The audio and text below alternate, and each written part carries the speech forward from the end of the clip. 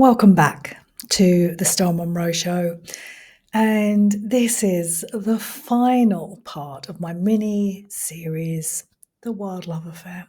12 intimate conversations on coming home to who you truly are through embodiment, devotional living, and deeper intimacy.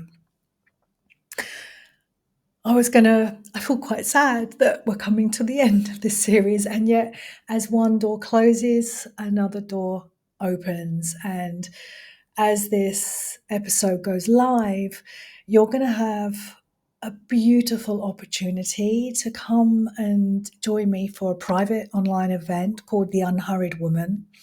It's running from the 29th to the 31st of August. And this is where we're going to deepen into this work, unhook ourselves from urgency so we can reconnect deeply to our bodies, our wisdom, and our rhythm. And also, this is a magnificent opportunity to see if the School of Devotional Living is the right next step for you, because this is where we take everything you know and we create a lifestyle that becomes you, where you thrive, where the foundations of you are you and not any conditioning or wonky beliefs or old generational lineage. It's a foundation that's built on you, which actually leads me stupendously into this today's episode, because I was going to call it medicines and poisons. I use these terms over and over again, and I didn't, though, because I was like, I'm not sure whether that would land. And so what I have called it is You've Always Known What to Do. It makes me want to tear up when I say that. You've always known what to do, and here's how to live it from within. And I'm so happy that I'm recording this episode today, because this morning I got a little reminder of my medicines and poisons. And I couldn't think of anything better than to share that story with you on today's podcast. But before I go into my story, which you'll see it happening in real time, and it is so subtle, and we're trained to dismiss our bodies. We're trained to dismiss our wisdom. We're trained not to live in our rhythm. And what this does, it makes us more compliant. You know, if we're always hooked on false urgency, we're going to be tired all the time. We're going to be disconnected. We're not going to trust ourselves. And also, living like this keeps us at the hands of our capitalistic society, which will peddle us endless quick fixes to take away the top level discomfort. And your job and my job is to build and cultivate the capacity so we can sit in our discomfort, sit not knowing, sit being not knowing the answers, and not bolt and not readily just pick the first thing that takes that away from us. And I used to live like this. I used to live like, oh, I'll just do this and I'll just do this and I don't want to feel this. And I didn't have the language for it at that time, though. I just was any quick fix gives my dopamine hit and that instant feel good factor. But I'm not here for the instant feel good factor. There's plenty of people out there for that. I'm here to guide you back to you, for you to create a sustainable life that just that holds you, that seduces you, that you never want to leave. This is the beauty of the work. And I think I said a while back, I don't know whether it was on a podcast, it was on a podcast, my work is not for the masses because the masses want the quick fix. And I know that as well because I've run many businesses online and offline, and there is a huge market for quick fixes. And there is fewer people, fewer human beings that want this work, that crave this work, that are called to this work. And because you're here, I want to recognize that. I'm crying today. I want to recognize that in you and honor that because you're one of the few. And this journey is not for the faint heart. I always have said this is for the warrioresses. And yet this path, because there is no path. I remember putting this on my fridge a while back. There is no path, there are no rules. How would you live your life? There is no path, there are no rules. It's very freeing, and it also bamboozles your brain as well, because every thought that comes in, you'll go, well, there are no rules. So you get to challenge everything. And I wonder, like, well, I know what living this way is, and I've seen it in my clients. It gives you so much more freedom. You expand your capacity to feel everything, to feel joy, to feel happiness, to feel sadness, to feel your fears, to feel discomfort, grumpy, irritable, ecstatic, feelings of bliss. You're opening yourself to feel all of that. Your creativity expands, your true gifts arise. There is no limit on what you're here to do. I don't believe we're here to do one thing. I follow that quote by Rumi, follow what lights you up, it will not lead you astray. And you become the version of you as you do that, and then you integrate that. It's very important. I talked about that last week. It's in last week's episode. It's very important that we integrate, and as we integrate, we take on those lessons. And this is a nod to always doing course after course and reading book after book. We have to integrate. We have to take time to really allow the wisdom that we've learned to settle into our bones, and for us to question, well, what do I want to take from this? And what do I want to leave? What feels right for me? And what can I discard? This is the art of discernment. And yet, if you're hooked on false urgency, if you're always rushing, your ego is going to be leading the way. You're always going to think it's not enough. You're going to have to do everything. I have to do everything. You don't have to do everything. I truly believe, and I've been doing my job for many, many years, that when you come into my world, you will take what you need. You will take what you need. You will hear what you need to hear. And I remember someone telling me that on a program I did, and I was just like, what? I will take what? And I was like, okay, take that. Like, really sit with that. And it changes everything. It changes everything. Just so much more ease. And so talking about living aligned on your path, which will appear as you walk along it. And this is why you have to be able to hold yourself in the unknown, uncertainty. And life is uncertain. That's never going to change. And the path will appear, and what will appear is a fuller, richer, more meaningful life. You change, you become more beautiful on the inside, changes you on the outside, changes your relationships, changes how you talk, changes how you communicate, changes how you ask for things, changes how you move through the world. You soften, you receive, you open yourself up to your inner knowing, your intuition. You live by your intuition. You live by your inner knowing. You stop scrambling. You stop spinning in your head. You stop letting your fears, which are not your fears, it's part of the collective unconscious. That's in a realm outside us, and we just get attached into it because we live in our heads.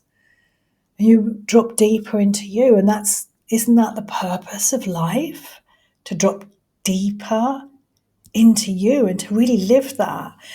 And a nod to this, because I very gently talk about aging in my work. I am 54.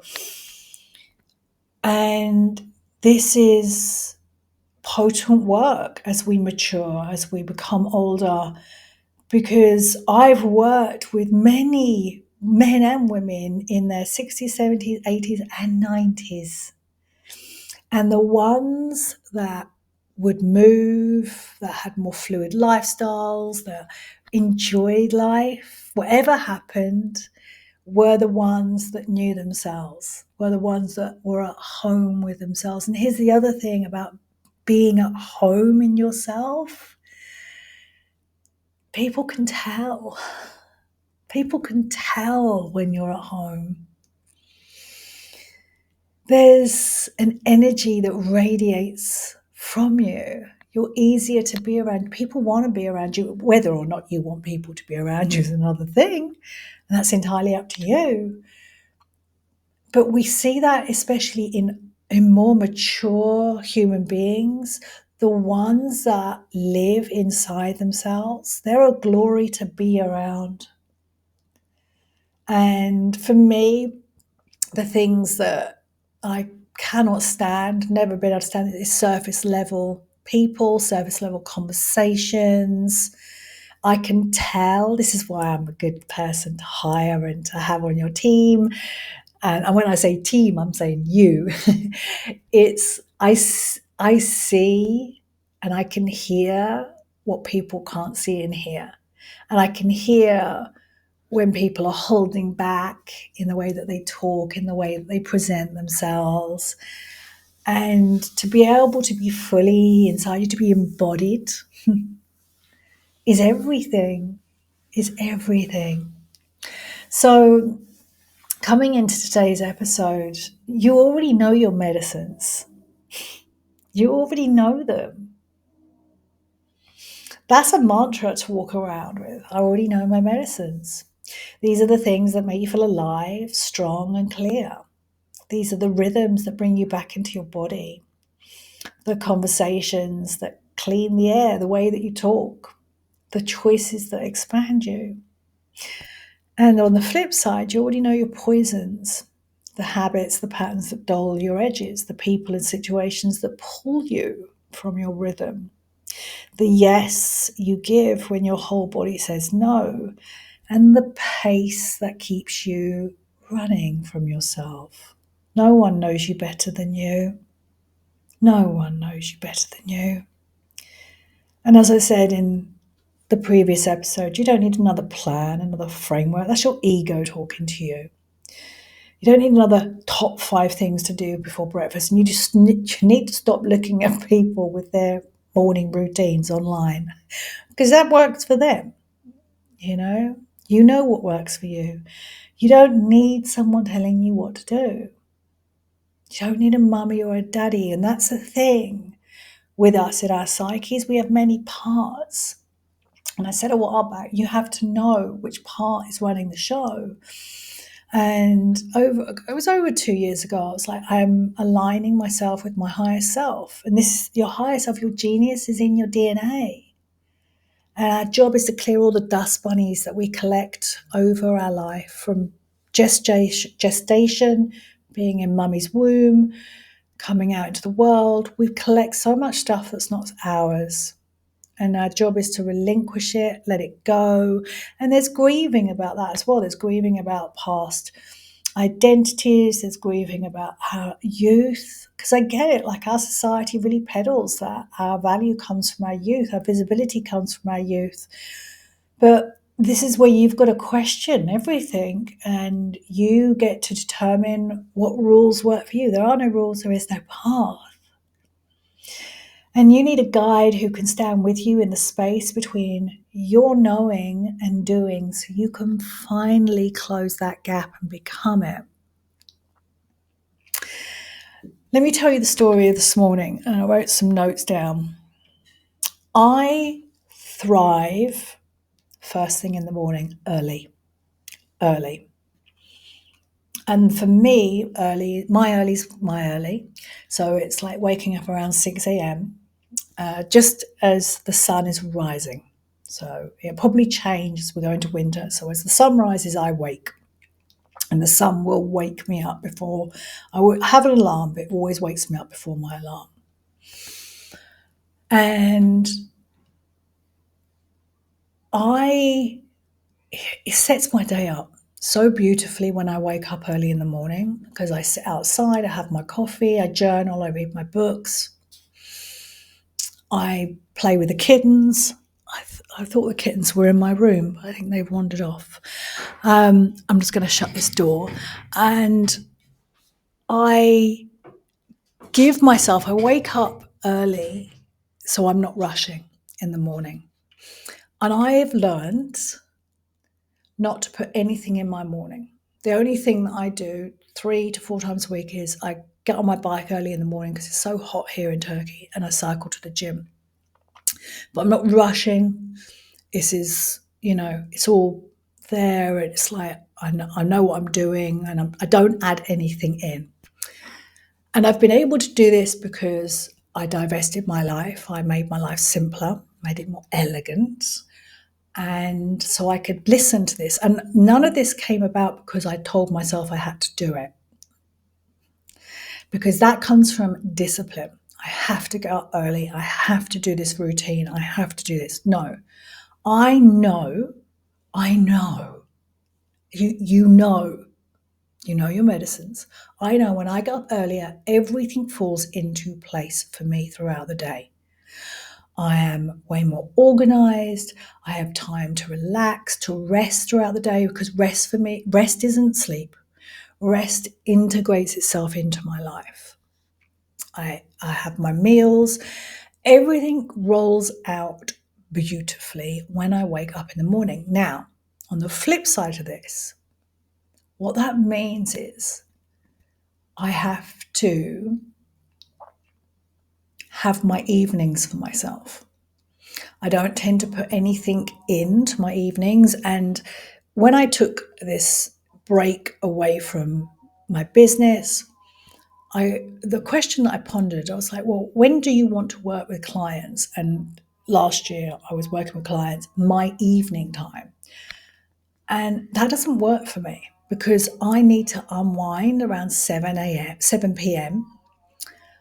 and go into my evening routine, which is no work. I'm not on my computer. I'm not on my phone. I'm just pottering around. I love pottering around. It makes me very happy. And I give myself time to shower, and then I go to bed and I read. I read and I fall asleep, and I have a deep sleep because I've set myself up to have deep sleep, and sleep is really important. I think the sleep is number one, and the early mornings is second.